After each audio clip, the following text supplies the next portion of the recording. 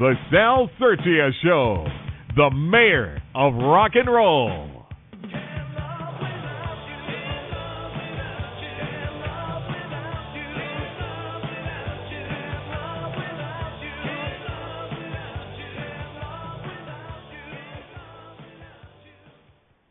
Hey, folks, don't mind my voice. I'm a little hoarse. I just got back from 3 days of vacation, but now I need a vacation from my vacation because I was at the Chiller convention in New Jersey for the past 3 days.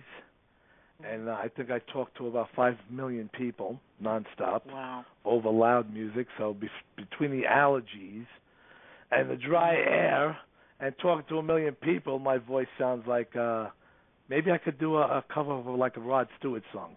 What do you think, Joanne? I mean, we got a great guest tonight, but also this is what show is this? Number 22. I'm losing track again. Number 22, right? 22. This is show number 22 with my co-host, the incredible Joanne Baby, who's hanging loose on the other end like a long-eared goose. That's right. Hi, Sal. Yo, baby, what's going on? Anything happening? No, nothing's happening over here at all. But I'm really thrilled to hear that you were at the convention, which I heard that you were, and I saw the pictures on Facebook, and it looked like you were having a great time. I think your guest has arrived also. Oh, we got Johnny P just called, and tonight's going to be a great show. We got Johnny Potenza from Late Night with Johnny P show. And go to his Late Night with Johnny P show fan page on Facebook. He's got 1,466 likes. I'm hoping that it raises to 1,000 more by the end of this show. Johnny P has done like over 2,000 shows, maybe more, on cable TV, and they're all on YouTube. Joanne, have you checked any of them out? I certainly have. Yeah. It's really cool. Yeah. And, he even had the mayor of rock and roll on one of his shows. That's when the ratings really, really went up, but I'm only kidding. But that was a good show. But Johnny P is like the rock and roll wise guy. I mean, Johnny P not only is a great host and has his own show for like so many years, but he's also a great drummer in the other bands for many years, produced by Richie Scarlett, who played with Ace Frehley from Kiss and produced his CD, and I got my copy of it this weekend. So let's bring on brother Johnny P, man. Hey, what's up, fellas? Wow, that sounds almost like a that sounds like a Kiss concert for a second. That sounds like Kiss Alive 1. How you guys doing? Doing great. We're hanging out, brother. How you doing? How you doing, Sal? I want what you're drinking over there. You do? You should, because I'm drinking lemon tea Diet Snapple. I love when you ask your partner there, did you watch any of my shows? She was like, yeah, I saw some of them. No, I wasn't. No, I have watched the shows. No, I didn't do that. It's all good. Listen, fantastic. It's all good. I got to bust your chops. Sally boy, how you doing? I'm hanging loose like a long-eared goose. I mean, you hear my voice from 3 days of hanging out at Chiller. I mean, I got home literally about a half hour ago. I left Chiller at about 4 o'clock. It said my GPS said arrival time like about 5:50, and I didn't get home till almost 7:30. I was sitting in traffic by the George Washington Bridge for like an hour and a half just sitting there. It was disgusting. Yeah, that's the worst. Wow. I mean, going to Chiller is a nightmare in traffic, and coming back is always a nightmare. But once you're there, I guess you had to suffer a little bit to have a great time, Oh, for sure, for sure. So Johnny P, I left last night. About 8 o'clock. I was tired. I wanted to get home. I usually like the fall Chillers a lot better, but I had a lot to do this week, so I said, let me get home if I could catch up today and then start the week off good. So now listen, with the Facebook likes before we get into it, I'm trying to get everybody off my personal page, which is Johnny Potenza. That's 5,000 full. And, I mean, I try to get people to go to the late night page, but they went to my personal page. So I'm going to have to get everybody off my personal page this summer and get them onto the late night page and then just have an underground personal page. And hopefully a lot of people are listening tonight, and they'll do that, Yeah, I'll get like 2 more hits. It'll be good, Yeah, maybe I get 2.5. But I got to tell everybody, all the thousands of listeners out there, because we've been getting, even on our slow nights, even on the slow nights, right, Joanne? We're always hitting 3, 4, 5,000 people on the slow night. So good nights are always like 12, 11, 12,000, and that's a lot of people. And I want to let everybody know that the Crack the Vault game is live and up right now. So everybody, you could go play that game, and if you could crack the vault and find out what those 6-digit numbers are, you could win an iPod. I'm sure you're all seeing about Crack the Vault. And also, right. Yeah, and you could also get to it from the Blog Talk Radio, and also go to the Sal Sirchia page where Johnny P's website is, and and the show with me and him, and it's on the bottom. It's also on the bottom a link, right, Joanne, of the radio show. It's on the bottom of Johnny link, P's bio. But for those people who aren't on the link, it is the mayor of rockandroll.com. Yeah, baby. That's it, man. You should be the mayor of New York City. The hell with this guy. She should, because she's like like I'm trying to tell you, me and Joanne. See, I'm talking about me you, and Robin Sal. are like you should Howard be the Stern mayor in of New South York, Central. and then she should be the deputy mayor. Yeah, yes, you got to put her on your show, brother. You know? Forget about it. It'll be Lord. awesome. Joanne, you got to go on the Johnny P show. That sounds great. Yeah, you got to be live on TV.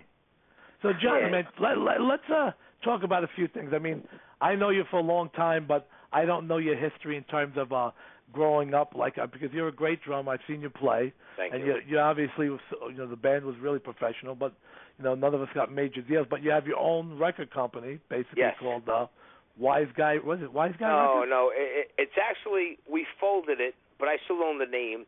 We formed it in 1995. It's called Shinebox Records. That's right. Which was inspired by, of course, Goodfellas. When Frank Vincent said, "Go get your effing Shinebox," Ah. Yeah, do I know? I said it to him a million times when we did Coalition. He wanted to kill me. Yeah, so, I mean, that's where that stems from. I still own the name. One day if things go right and we make a lot of money in the entertainment business, I would love to open up the record company and do it right and get guys like you work for us. We'll scout out bands. But, I mean, the deal. There ain't really no money in the music industry these days. I mean, the shots are really hard. Oh, it is. It is. It changed. It's all now. The whole internet world took over. It's like, one time you had a demo on cassette and you bring it to the record company to try to get the A&R people to hear it. Now, the whole world is like, how many likes you got on your YouTube video? How many people viewed it? No, where's the problem? We're in an overpopulated society. There's so much talent out there, and it doesn't. You can't even say the percentage of what they're going to use and sign out of all those people, Exactly, exactly. Now, you when you were a kid, how old were you when you decided? Who was your influence as a drummer that made you want to become a drummer? Or were you into wanting to be a guitar player first or maybe a singer, and then you took drums? Or was drums your first love? I always loved music growing up as a kid. You know what I mean? When I used to travel in my parents' car going on vacation, so they used to have the radio station on. But as time went on, I got into rock and roll. My first record really was Elton John's Greatest Hits. Okay. And then I got introduced to Kiss right around there when I was let me think, probably 10 years old. Let me see, 9 to 10 years old. I got introduced to Kiss. Rock and roll. Let's see, actually Kiss Alive 1, and then once I heard that Peter Criss drum solo, I always wanted to play the drums, and I always banged on things. But once I heard that drum solo, and then I started listening to Kiss, I got rock and roll over that year, and that was it. Kiss did it for me. Once my father took me to see them in 1977 for the Love Gun tour, which was live too, and after that I just got memorized. I've always wanted to play. When I was 12 years old, I started playing. Once we moved to Staten Island, my father bought me a drum set. So Peter Criss, Brother Pete, is the guy who influenced you to want to be a drummer then? Yeah, no, totally. Listen, Peter Criss was the bomb back in the day. If you ask real drummers and professional drummers who are your best drummers, unless you're a Kiss fan or Kiss from back in the day, they're not going to say Peter Criss is the best drummer. But he was my influence, and when his prime, he was awesome. But, as years went on, I studied like John Bonham, because I love Zeppelin, The Who, Keith Moon, and then like Buddy Rich and Gene Cooper, like the Jazz Cats. So there was a lot of guys, Neil Peart and Ginger Baker, and you know what I mean. Sure. I mean, yeah, you see the list goes on and on. You start. There's always that one person that makes you want to get into it. Like me, my singing for me, I've always been a Beatles fan first, but actually made me become into singing was Roger Daltrey from the Who. The Who's awesome. I mean, you can't take the Who. The Who is great. Yeah, so that's like you could always have a favorite band, but then you just move on to different people that influence you to either play drums or sing. So, Brother Pete, I got to tell Pete when I talk to him, I'm going to say, Brother Pete, do you realize you're the man who made Johnny P a drummer? He might not even know. Peter Criss is awesome. I mean, he was just such a badass. Him and Ace were like my favorite guys in Kiss. I mean, Kiss back in the day was all four of them, but I mean, and Peter and Ace were the bad boys. You know what I think? Really, it is also Peter Criss is a regular Brooklyn guy. I mean, when I was a kid, I'm from Brooklyn. Right, and that's what I think it is. That's the bad boy in him. I mean, he played like a real Brooklyn native kind of drummer. He wasn't like from England or California. He was a Brooklyn guy, and he speaks just like the way me and you do. So I think that's another reason why you're probably really into him too. Maybe not even realizing that. You know what it was? It was just as a kid, and like nowadays kids they have so much advanced technology and so many superheroes. When we were young, we had a couple of dozen superheroes. But in rock and roll, like when Kiss came out of makeup as a kid, it was like, wow, look at these guys. These guys are like, this is cartoon in rock and roll. So I mean, seeing the Cat playing the drums, it was just awesome. It was just something that memorized you. You know what I'm saying? Yeah. Did you read Peter's book? Yeah, I was just going to say, like, if we were getting into Kiss and shit, Peter Criss's book is great, and he'll tell you what his problem with the drugs. If he didn't get into that towards, like, 77 and on, he could have just grew as a drummer. Who knows how great he'd be as time went on. But, once you get stuck in that partying zone, as a musician, you don't grow. You just pretty much stay where you are, Yeah.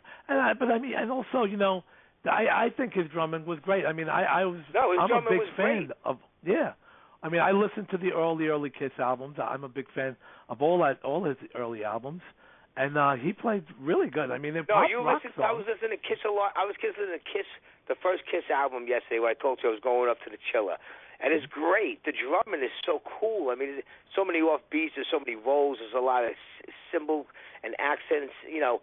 By 1979, I mean, the history, like in Dynasty, when Dynasty came out, he got into a car accident that year, racing cars. So he was only on like 2 tracks of the record. That's when Anton Fig came in. Mm-hmm. Right. So from there downhill for him, his drumming and everything kind of like was at a halt. It's like dropping out of school in the 10th grade, Yeah. It's funny. I called him the other day. He hasn't called me back yet, but I left him and Gigi a message because I had no idea. I mean, I read the book. I didn't know that both of them had cancer. I couldn't believe it. It's like, my God. Tell me about it. And I'm still trying to get Peter Criss on the show to talk about the cancer stuff, and because I know he's a spokesperson. My mother's second cousin is one of the ladies who works for the Cancer Foundation in Jersey. She promised me Peter Criss a couple of times, and she never came through. And it's kind of disappointing when relatives tell you something and they can't follow through. Yeah, it's not an easy thing. I mean, so many people are busy and stuff, and everybody tries to help. I mean, even I had a friend of mine who's very close with Martin Scorsese, and she was telling him all about me. She told me she saw him. She told him about me. He said, "Yeah, he'd like to check me out," and then it just didn't happen. You try, and people are all over. Oh, who's doing this? Who's in the other part of the world? So you just try and try. Now, you were a drummer, so. Who was like your first guy that you started jamming with? Was the guys in the band that you play with your first band, or? Well, I could give you a little history fast. Let me see. Well, got the drums, started learning at 12, and then after about a year, I just started jamming a couple of tunes with guys in the neighborhood, like Sin City and easy songs that we Hellbent Leather and Breaking the Law, like Paranoid, and then. About 15 years old, I joined up with a band called The Same, and they were a bunch of cats. They were 18 and I was 15, and that's when the drinking age was 18 years old. So they needed a drummer. We played 2 months. Then I started playing bars. They snuck me in playing bars. It was awesome. But they were playing music that I never even heard of. They were playing Alvin Lee, the Kinks. You know, I knew what Hendrix was. So they got me into the whole 60 hippie, early 70, Flower Children music. I mean, it was all cool. That's what gave me my blues background. But that was my first band that broke my cherry, playing bars. And I was with them for about 2 years. And then the band broke up, and then they formed again a couple of years later. And then I pretty much stayed away from music until I was about 21 years old, and I started putting music back together. And then I formed a band called Barrage when I was about 23, 24. Stayed with them for about 5 years. Came out with some originals and blah, blah, blah. That band broke up. Towards the end of that, I had Johnny Feedback join Barrage. And from there, me and Johnny Feedback started NYB in 95. Okay. This is the funny thing, Sal. In 92, we opened up for Peter Criss. Getting back to Peter Criss, when he was on Staten Island, my old manager, Rick Rispoli, was booking Peter at the Rock Palace, okay? And Kansas played the night before, and there was a shitload of bands here, but he gave me the gig because he knew I was a big Kiss fan, and a lot of bands were pissed off because we were an okay band, Barrage, but there were so many other bands that deserved the gig more than us, you know, but we got the gig, and that kind of like boosted up our fan base. And then 2 years later, Peter came back to Staten Island, same year as Ace, so we opened up for Peter again in 94, then Ace twice in 94, and then that next year is when Kiss got back together. But that's when Richie Scarlett noticed Barrage, and he says, I would like to produce you guys.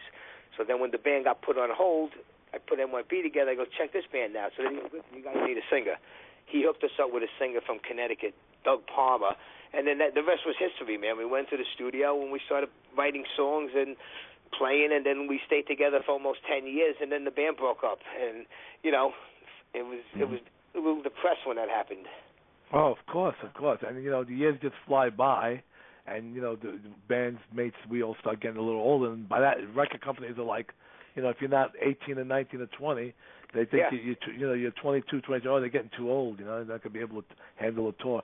You know, they want to sign you. I mean, you know, you tell people that, and they say, well, I don't know, you know, there's many rock stars out there that are 50, 60 years old. Yeah, I said, but they made it when they were like 18. Yeah. We did a lot of great stuff, and we were on our way to a lot of great stuff. Main thing is, and it's common knowledge, my guitar player was in and out of rehab 3 times, and through the whole 10-year stint of the band. So there were times when we were recording, he went to rehab. We had to take him off of tracks and put other guitar players. And he'd come out, we'd take the tracks and put him back on. We'd play, he'd fuck up a couple of years later. Same thing, go back into rehab. We get in the guitar and start playing. It was one of those things by the end, when we had to get rid of him again because of his abuse problem, you know, the band just kind of, everyone was frustrated at that time, and the singer wanted to do something else. And without the singer, that was out the voice of NYB, and we pretty much just agreed to just call it a day, you know? Yeah. And if Johnny, anybody out there's listening, I'm sorry, go ahead, Joanne. Yeah, I was just curious because Johnny said that he started at 15. It was, you know, in a band. Did you ever deter from that? I mean, was there anything else where you said, oh, gee, I don't think this is happening, so I'm going to try this and that and the other? I just had in my heart that I wanted to be a rock star. That was my dream. I didn't care what anyone said. And I didn't work a real job for years. I always just worked construction with my family, father, my uncle's business, doing plastering. And so I worked a couple of days a week, sometimes a month straight or here and there. Anytime I needed to leave, I could go. And I had a great salary, and I survived. And I just, you know, I sacrificed some stuff like family life and to, you know, just to benefit and try to make it as a musician. But I had the time of my life, to tell you the truth. I wouldn't trade it in for nothing. I mean, nowadays my life is crazy and you know, and it's all over the place. But when that's all said and done, I have a great family. I'm engaged now, and I'm looking for the future. Congratulations. Yeah, thank you. That's great. Well, that's it. We grow up. Me. I mean, we all follow that same path. We're young musicians. We're trying to become rock stars, and then, you know, we get to an age where we know that's not going to happen because of the way the music business is. So we get into acting and talk show hosts. Sal, I never thought. Listen, NYB broke up in 2005. I didn't know what I was going to do in my life. I was so pissed. I was mad at the world. And then a couple months later, I met my fiancée, and we've been together ever since. She kind of pulled me out of a hole, you know. And she's a wonderful woman, Joanne. I've met her. She's the best, you know. She really is. I met her. I've been on, you know, when I was with the boys Diverse, and they were on Johnny's show, and I sat with her, and she's just a wonderful person. She's old school Italian, right? Yes, absolutely. You know what I'm loving? I'm loving the fact that there's so much perseverance between you, Sal, and you, Johnny. Yeah. I never hear, not once, you know, do you hear, well, you know, I sort of put it down for a while. You guys keep streaming straight ahead no matter what. And that's very encouraging. We have to do something, or we'll just we'll wind up robbing a bank then, you know? Yeah, that's very encouraging. Me and Johnny were both at Chile yesterday, and we both met Priscilla Presley, Elvis Presley's wife. Hey, Johnny, you didn't know. I got to tell everybody in the world what I said to her, and you weren't there when I said it to her. I went up to her real close. I said, Priscilla, babe, how you doing? She goes, oh, hi. I said, I took my glasses off, and I looked her straight in the face. I said, Priscilla, now tell me the truth. Did you ever think you would meet anybody better looking than your husband today? And what did he say? I love it. She said, oh, you are adorable. You are kind of cute, she said. You got balls. She's a pisser. I know. It was just amazing. The vibe in the room, just to think even part of Elvis Presley was there, and those cool pictures that they had, right? Oh, yeah. Fantastic. Yeah, it was dynamite. Man, I love Elvis Presley. I wish he was here today. Yeah. Oh, he'd be pretty old, huh? Well, I mean, what would Elvis be, like 80 years old now? Well, think about it. He was 72. I mean, 82 when he died. 80. I'm like shot. He was 42 when he died in 1977. Right. So let's do the math. Yeah. Right. I'm terrible at math. Let's see, 87, 97, 2007, so 30, so am I. 70. He'd be about like 77, 78 years old right now. 78 years old, right? Yeah. Oh, okay. You guys got a calculator? Yeah, absolutely. I mean, he was older than the guys in the Beatles, right?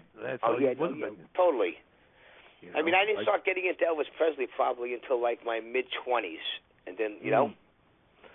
Yeah, well, you're much younger than me. I mean, I knew, you know, from the 60s when I was a kid.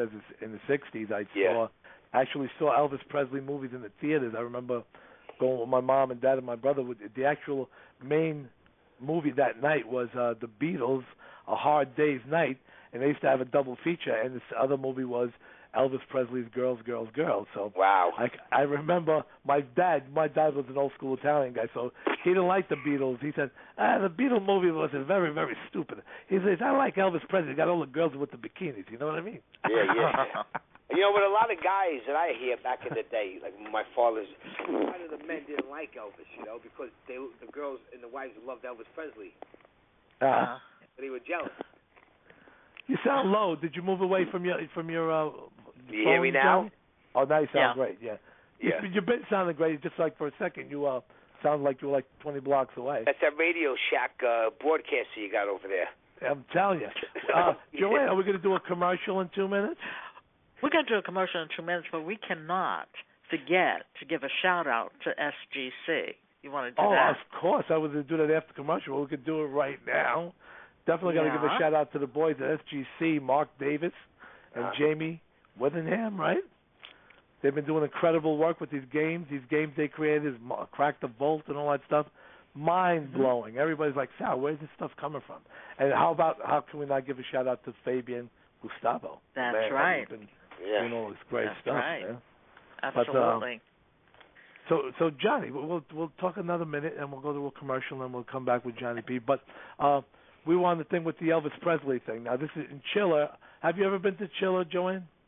No, right? No, I've never been there, but I definitely want to go. I didn't even know you were going, Sal. You didn't tell me. I go every time. Go I mean, Johnny's there all the time, and me and Johnny are like the same thing. We're both musicians, and then we're both actors, and then we both have our talk shows. The difference between his show and my show, I'm on the radio and he's on TV. And, exactly. And we're both going to these places because that's the thing to do. It's like network. I mean, just for being there the past 3 days, I got 3 big guys want to put me in their movies that they're going to be doing some big budget, Screen Actors Guild movies. And I don't want to mention it yet because the names of anything, because sometimes it doesn't happen. Yeah. But just being there from networking, and you have a great time while you're there. No, it's a very, very good time. And Johnny goes there with his camera crew, and they interview a lot of people all the time. What happened? Your camera crew couldn't get in this time. Too many people.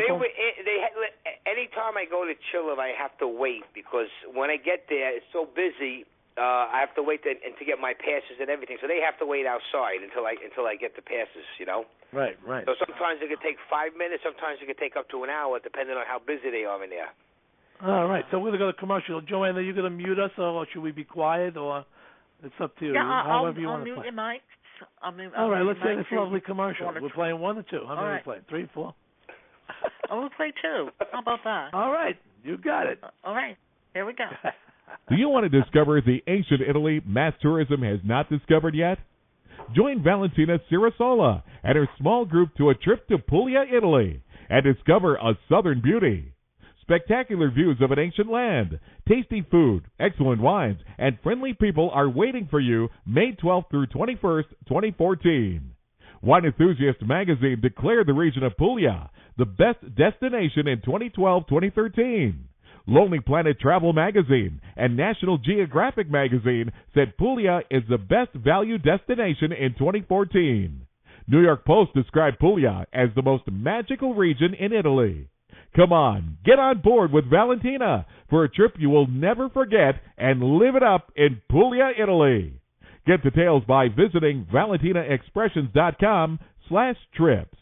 Valentina takes only small groups to Puglia. Get your seat on time by visiting ValentinaExpressions.com. Here is a well-documented fact. Humans spend approximately 33% of life in bed. That's a good reason to consider bringing your bed into the 21st century with Function All Linens. They'll change your bedtime forever. Designed for every kind of bedtime you can imagine, these fun and functional bed sheets have his and her side pockets that hold pretty much everything but the kitchen sink. The pockets allow you to have your cell phone, iPad, remotes, and anything else you need within your fingertips' reach at all times. No more cluttered nightstands. No more fumbling around in the dark. Simply reach for your pocket. Experience the affordable comfort and pure luxury that only Function All Linens can offer. For more information or to order, visit functionall-linens.com or beddazzle.com.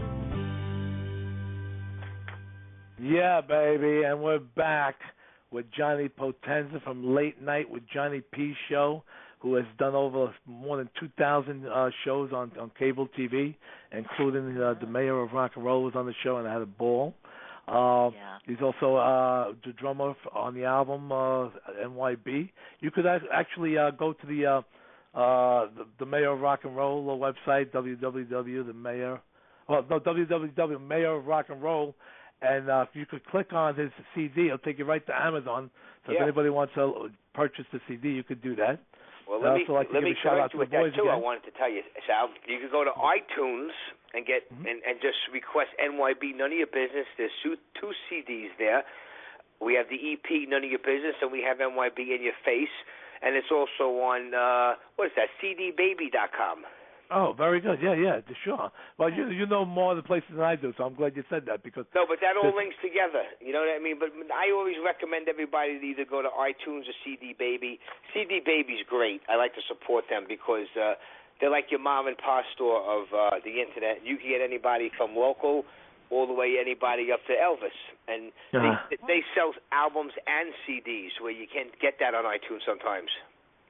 Okay. No, I see the good Joanne. The great thing about having a talk show host on the radio show is that he's like really good at this stuff himself. So I mean, he could just plug that away. But I would have never said it as good as he just did. Yeah, but you know what? It's like everybody else. We're street guys. It takes time, and I'm still learning. Oh yeah. Well, we just get better and better. I mean, with anything in life, you could be great at it and just get better and better all the time as long as you just keep doing it with anything. Like a guitar player. Yeah. A guitar player could be great and just learns more and more. A drummer could be great and just learns more and more. For sure. Now, why don't we get into the TV land, how that started? Sounds good to me, brother. Well, you know what, Sal, just like you, when I met you, you were into this already. I started public access television in '97 when I was in NYB, mainly just to air my band on the air and to get exposure, because we used to have a lot of guys that used to put us on the air, but it was always a lot of phone calls, and it was a pain in the ass to get in touch with them, and people wanted you to kiss their ass. But I was like, you know what, this is easy. Let me get to be certified and put my own band on the show. So I started a show called The Gangsters of Rock in '97. It was an underground, like Wayne's World show, but not like Wayne's World. But we used to just show local bands playing in bars or in concerts with national acts, and we used to show gangster clips. Like, we'd have a favorite gangster clip of the month, like from Goodfellas or the Bronx Tale. So that was the theme. And then after that, that's when Richie Scarlett named me the wise guy of rock and roll. That's where that name came from. Wow. And I did 45 episodes. Then I canceled the show, and then this when my NYB other CD came out in 2003. True story. That year, I wound up getting suspended out of the public access station for an argument with one of the staff members who was kind of harassing me. So I told him if he doesn't stop, I was going to, put my foot up his ass. Yeah. So then he told me, let's go outside. So we went outside, and we pushed each other, and that was it. And then I got suspended for 6 months, and then it went on to a year. Then it went on to a year and a half. So I was like, this is BS.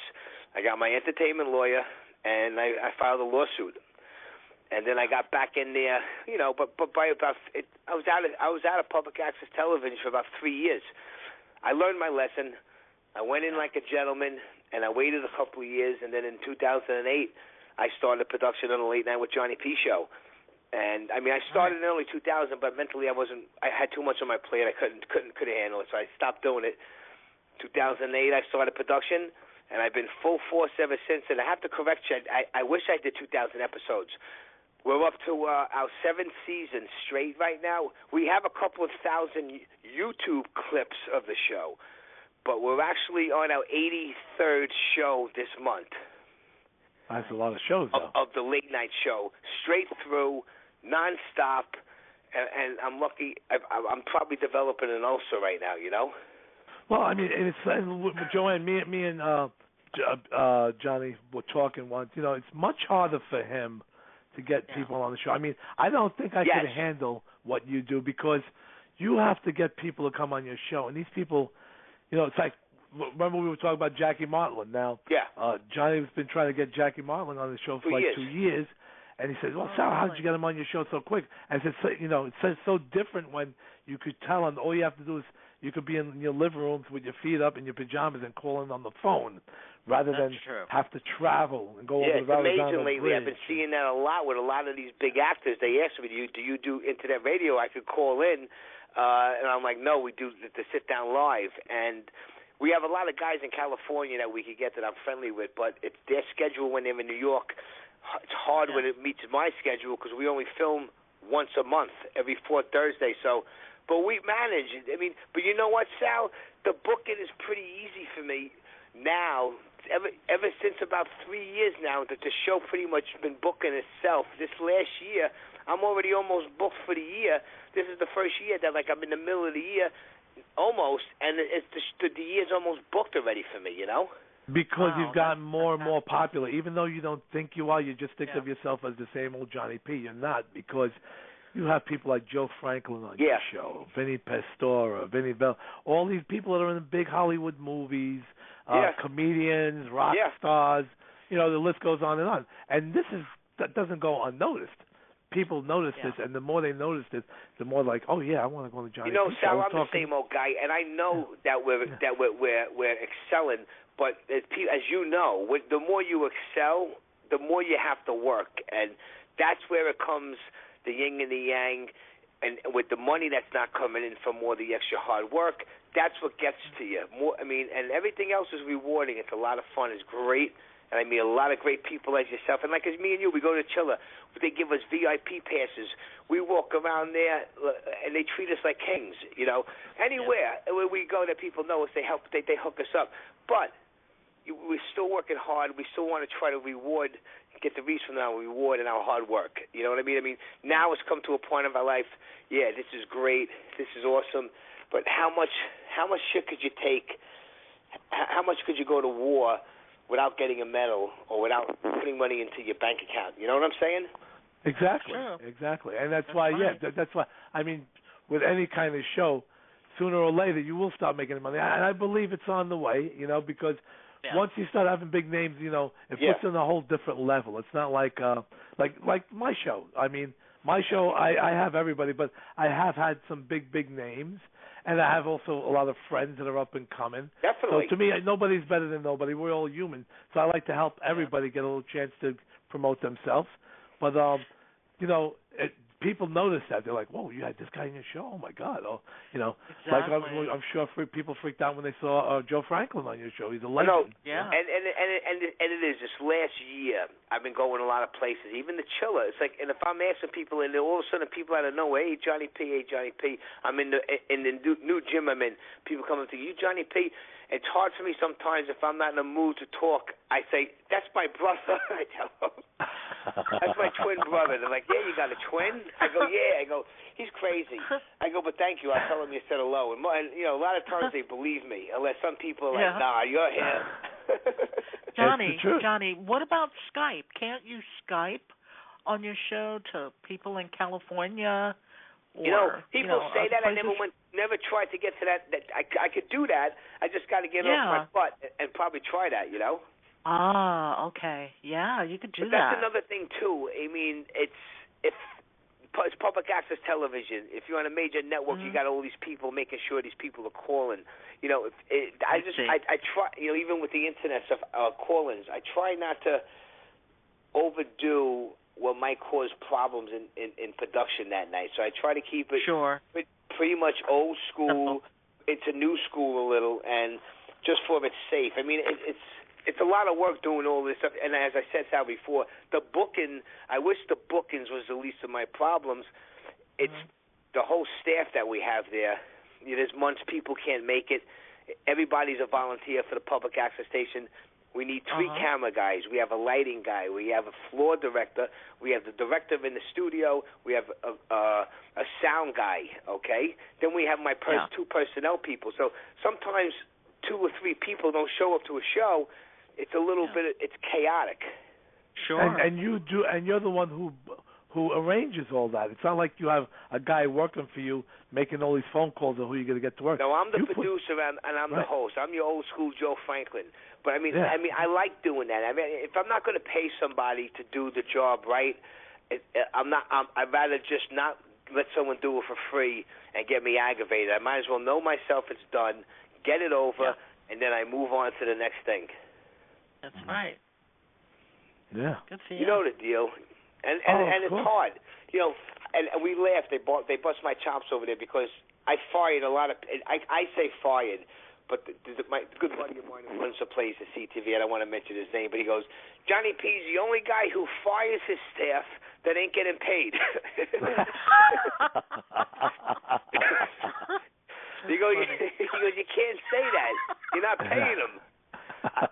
So people go, what's the matter? You let Steve go? I go, nah. I Donald Trumped him. And people say, oh man, I just got fired today from a job that I don't get paid for.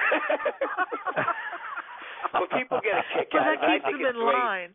But it's funny. It's the same thing like a lot of independent filmmakers who make these movies, and they got a lot of actors who work for free, and those actors are treated like, better be there at 6 a.m. If you don't show up, don't come at all. What? You want to pay me shit, brother. I'll get there when I get there. Let me tell you the truth, and it's weird. The most volunteers that gave me the most trouble and ever worked with me, and anyone that's been dedicated with me, who's been with me from the beginning, they know how I am. So they just go with me, and they have a good time. We have fun together. It's all the grown men, guys over 40 years old and above, are the ones that are the most guys that don't do the right job. I have a couple of men that have been with me for years, and they're my goombas. But it's the ladies that work on my show that are the best, and they don't ever give me a hard time. They have fun, they laugh, we hug, they do their job, and everybody goes home. Yeah, it's very organized, Joanne. His show is I've been there when I did my show. Great. And it's very, very organized. It's just like a real television show. You know, the guy's got the girls. Yeah. Okay, Sal, you're gonna be next. Get ready. They walk into the room. You know. Yeah. Very, very. Everything's really, really professional. Great. Yeah, Sal, And our it's just sound like, guy, you know, our sound guy, Frankie D'Augusta, he's the best. He did Phantom Comes Alive. Oh, he did the sound for Phantom Yeah, Comes Alive, really? He did the sound for Phantom Comes Alive. I'm in You. He worked with Rick Derringer. He did like a one John like off sale John Lennon record. He was known as Frankie Eldorado back in the day. He did a lot of stuff. He even worked on the first Van Halen demo and some of the Wicked Lester stuff back in the day. He lives on Staten Island, and he volunteers his time with me every month for free, and he's been with me since 2010. Wow, he worked the Peter Frampton live album. That was like 1975 when that came out. Yeah, you got to get him on Facebook, Frankie D'Augusta. I would recommend you get him on your show one day. He's a lot of cool stories, bro. I know he'd love to do it. Definitely, it would be great. I'd love to have him on. You know, and we got Big Angie's brother that actually works on the show with me now for like since the new year, since the season 7 started. Big Angie's brother, Stephen Maiella, he's one of my sergeant at arms over there. Oh, cool! That's great, man. Yeah, he's a good guy. Yeah, and you know it's great to have all great guys working for you. People are all involved in show business, and you know, like Angie, that's VH1, so you know she's in the whole show business thing too. And her brother, you know, it's like all good. It's all good connections. You know, everybody working together, like the music business. You know. This guy produces this, but yet he plays in the band with that guy, and he does some session work with that guy. So it's all a good thing to be involved with, you know, everybody. You know, just have everybody working together and having a good time doing it. It's all good. Then 2 days before the show, I get hit with anxiety for about a day, and then it comes down. Then the day of the show, it's just I don't work that day. It's full steam ahead. Once we get to the station, then the night's a lot of fun. Yeah, well, you know what it is with that. I don't even think it's. I think with you, it's the excitement of just wanting to get ready to do it, and the time just stands still when you're excited about getting going. I think so. You know what I mean? I can't, as you say, we can't stand still. You get edgy, you know? Yeah, and it says like the day doesn't go by because it's like every minute takes an hour because you just can't wait to get the show on the road, you know? Yeah. People say, "Oh, you only do one show a month." If I did a show a week, with making very minimum amount of money, forget about it. I'd be in a nut house. Yeah. If there was money to be made, I'd do this every day of the week, 5 days a week. Well, that's the thing. I mean, you know, the thing is with guys like me and you and a whole bunch of millions of other people, you know, who, I mean, they say, what's making it? Is making it, making, you know, becoming a millionaire, or is making it doing the things that make you happy? I mean, there's fame and there's fortune. They're both. It's nice to have them both, but 99% of the people, either they have the fame but no fortune, and then you got the people who have the fortune but no fame. And the person with the fame tells the person with the fortune, "I wish I had your money," and the miserable person with all the money says, "I would give up everything just to be as famous as you." Listen, I know people, and even people I know that I'm tight with that have a lot of money, and they go, "You know what, Johnny P? Having money is fucking more headaches than not having money." I go, I look at a guy like you got the fucking life by the balls. I go, I look like a guy like you, and you guys got the life by the balls, you know? Yeah, well, like I say, the grass is greener on the other side. So the people like John Lennon said one time, he says, they told him, "Oh, you're rich?" He goes, "No, not yet." He said, "But you're very famous." He goes, "Yeah," but he said, "I'd like to be rich and famous. Both is better than to do both." Yeah. No, listen, I would love to be famous and have just enough money so I would never have to worry about money. I don't have to be a multi-zillionaire, but I would like to have a nice little nest egg where I could just, do whatever I want whenever I want. And you know what? With the attitude that you just said, Johnny, it's going to happen, because as long as you keep doing it and you don't get greedy, and I pray to God every day. I said, pray to please, I don't care about having billions. All I want to make is enough money that makes me happy, so my wife don't have to go to work and support my family without having to go to a day job and then do all these other kind of things too. No, listen, just thinking about going out doing work that you don't like to do, I get it. What people think, I mean, it gives you a knot in your stomach, you know. Yeah, I mean, there's people who are lucky enough to have made it. You talk about Peter Frampton's a good example. He was in Humble Pie. He was already a rock star at like 15, 16 years old. Yeah. I mean, his whole life he did music. I don't think a guy like Peter Frampton ever worked a day job. You know what I love when I see people like that I grew up with, people in the neighborhood. You get guys like we were troublemakers another half a lifetime ago. You know, before I started really keeping my ass out of trouble. But like you see all the old guys in the neighborhood, like parents that used to that Johnny P, the troublemaker, that kid, stay away from him, or like friends that you grew up with that they're working like 60 hours a week. They say, hey, you're still in the band? You're still doing the show? You're still doing the show, huh? When is it air? Or like they ask you stupid questions. You're still playing the drums? What else am I going to do? They say it sarcastically.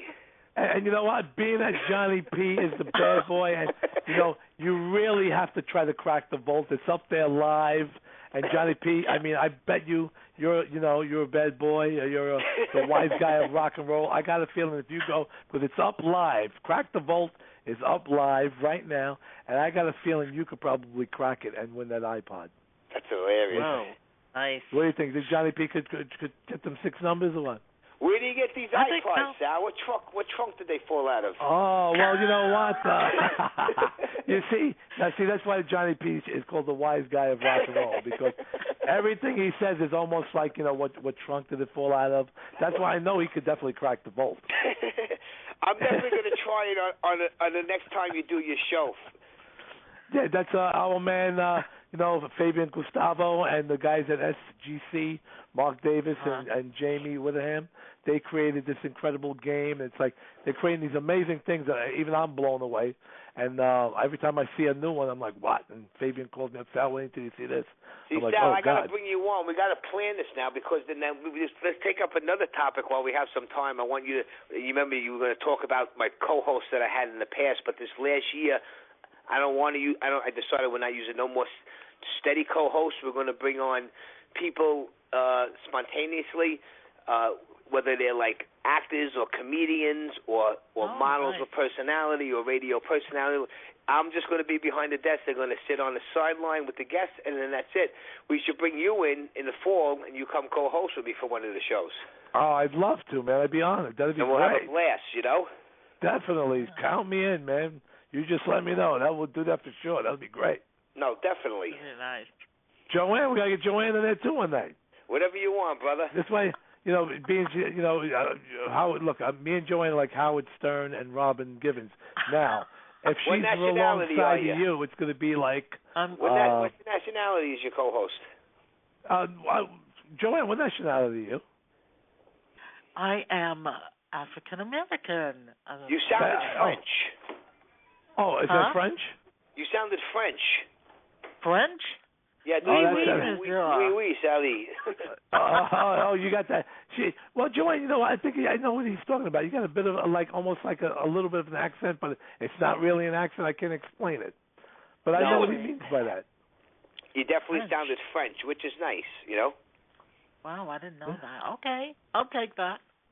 Well, you know what? I mean, I thought you would know when I said that Howard Stern and Robin, because Robin was African American as well. Well, that's what good. I thought you would. But when you said nationality, because it's true. I've been in Italy, and there's a lot of African Americans who were born in Italy and speak Italian, and I was in Sicily, and they were like, they're born there. So that even though they're African American, they're Italian. Yeah. They were born in Italy. How did you guys meet? Did you try to pick them up at a concert or something, or no? Actually, me and Joanne met. Johnny? Actually, oh, we're kidding. Alex, my friend Alex, the maniac. You know how I met Joanne? I was one of her guests on her show, because she has her own show as well.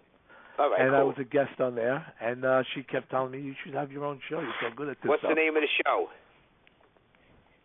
Mathis Media Hub Radio. All right, cool. Media Hub Radio. Yeah. And Joanne, what nights are you on again? Give everybody a shout out. This way, whoever's listening. Oh goodness, I am. Yeah, usually I'm on Wednesday, Friday night. It all depends. Sometimes I might be on with a guest on Wednesday or Friday night, but I have other co-hosts that are on Monday through Sunday, right, Sal? That's right. That's right. Yeah. Quite a few of them. We got Mike Jameson out there. We'll give him a little shout out, and Alex. Right. And Alex. Yeah.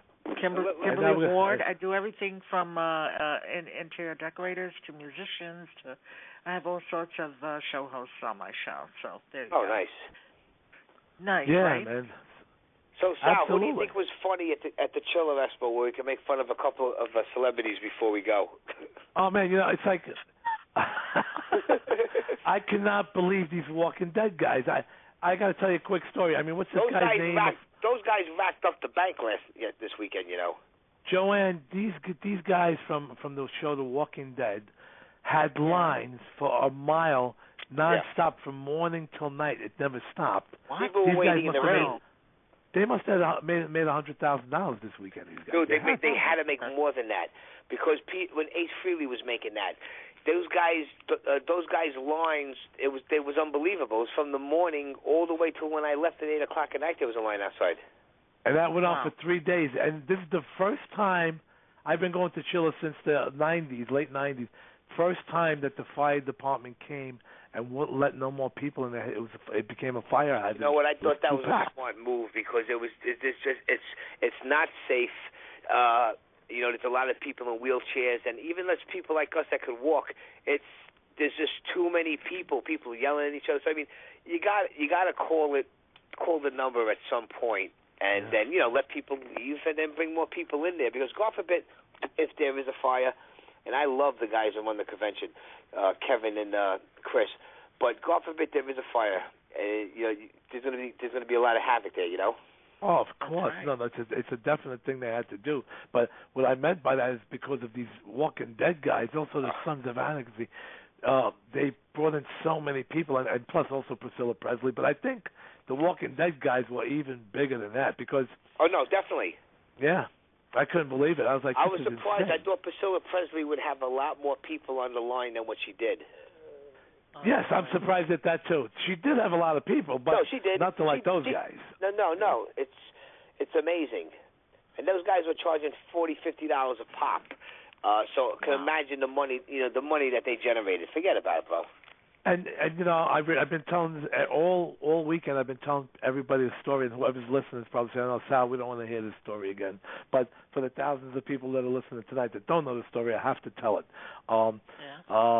I was going through Friday. Well, it was Thursday night before I went to Chiller the next day. I'm going through some of my discs, looking for certain pictures for when I'm doing my shows.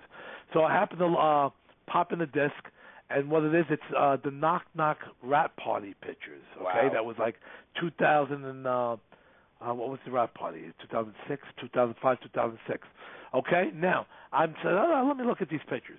I started looking at these all pictures that I took. I took like about 100 pictures at the rap party.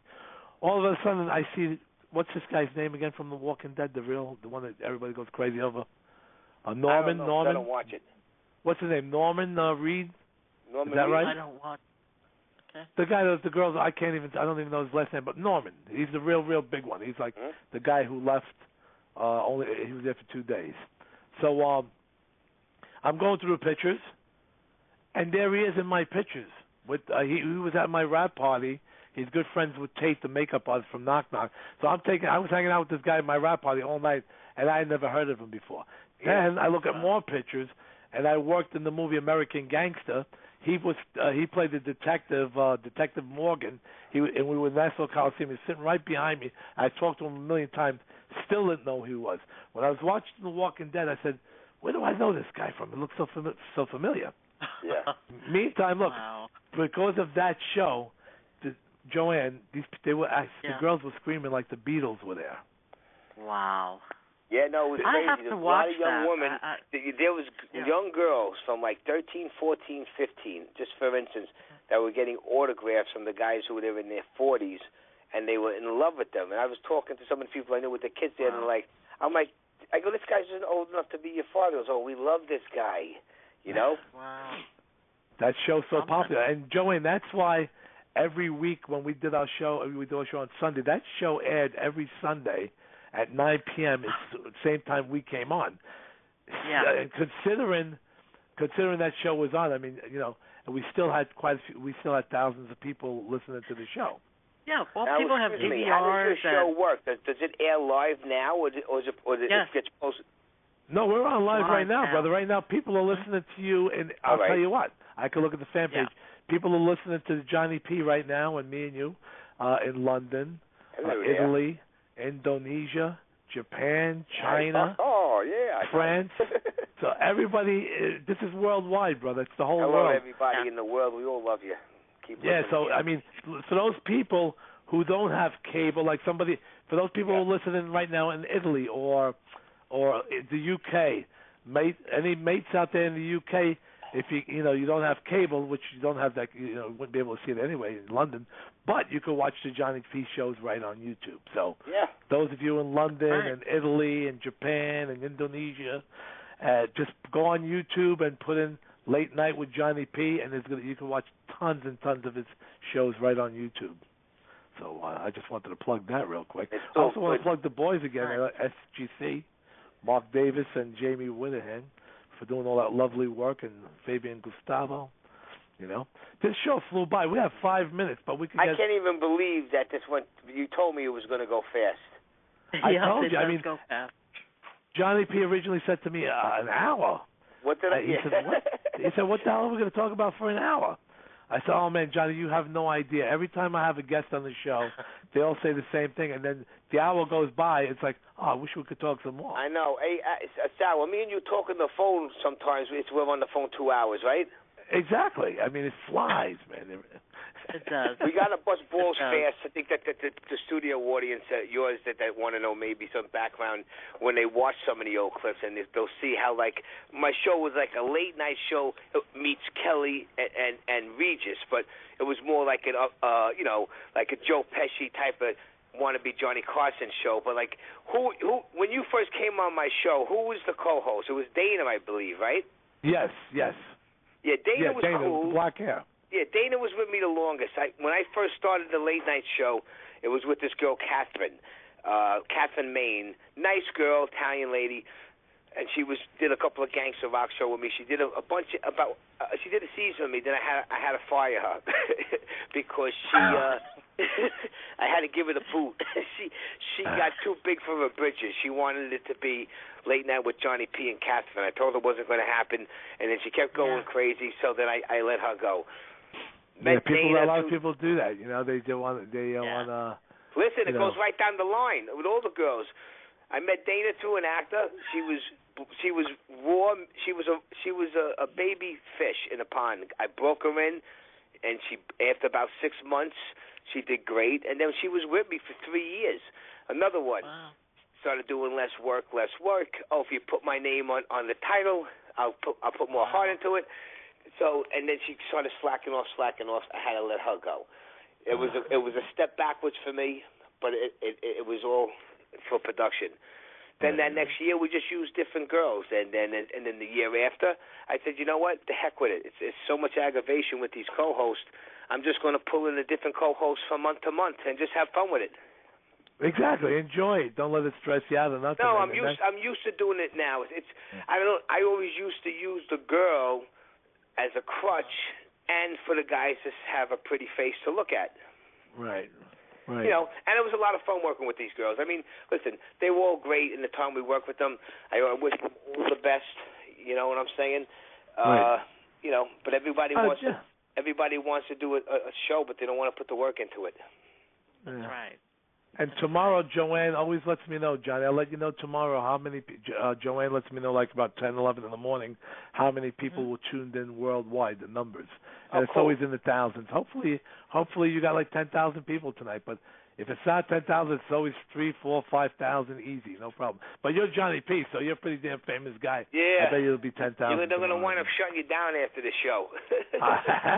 All right, we got 1 more minute. Johnny, you want to give a shout-out to anybody or say anything you want to say real quick before we get cut off? No, I'd just like to thank God, for tolerating me and putting me on this earth. I know I don't appreciate the things I have sometimes, but everything that I do appreciate is my family and my dear friends, and you're one of my dear friends, Sal, and thank you, we're good friends for the rest of our days that we're on earth. Of course. You know me. Nobody has one bad thing to say about the mayor of rock and roll. No, that's what gets nobody's me mad better about than nobody. I say it all the time. We're all human. Probably Johnny P might have something bad I about want to get that guy and put his head in a vice. You're like, nah, Johnny P, he's a good guy. Who cares? Christopher Pacone. Christopher, he's a pisser. Christopher Picacone's okay. He promised me a job at HBO 10 times already, but otherwise he's good. Is he still even working there himself? He probably got let go years ago. I actually talk to Chris every other week, and I actually talked to him the other day. He's a pisser. All right, everybody, it's 10 o'clock on the dot. We're gonna get cut off. So this has been the Sal Sirchia with my co-host Joanne Mathis, and the great Johnny P from Late Night with Johnny P, Johnny Potenza. Thanks make sure you like listening. it on Facebook, Late Night with Johnny P, and like it. Yeah, go to Late Night with Johnny P on the Facebook and give it a like right now. I'm going to go look to see how many people liked it. All right, love you all. Cheers. And take care, Johnny. Thank you, too, so much. God bless you. You too, brother. Love you, man. Me too, buddy. Bye-bye. All right, bye. Bye-bye. Thank you for listening. This has been a Mathis Media Hub production.